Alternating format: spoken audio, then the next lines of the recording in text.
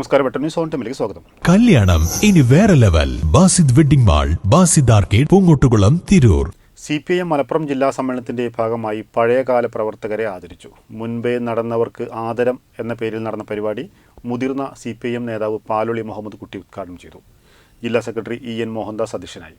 തെയ്യംപാട്ടിൽ ജ്വല്ലറിയിൽ നിന്നും വെറും 2.5% മുതൽ പണിക്കൂലിയിൽ സ്വർണ്ണാഭരണങ്ങൾ സ്വന്തമാക്കാം. ഉടൻ തെയ്യംപാട്ടിൽ ജ്വല്ലറിയുടെ ഷോറൂം സന്ദർശിക്കൂ. മുൻപേ നടന്നവർക്ക് ആദരം എന്ന പേരിൽ നടന്ന പരിപാടി മുതിർന്ന CPIM നേതാവ് പാലൊളി മുഹമ്മദ് കുട്ടി ഉദ്ഘാടനം ചെയ്തു.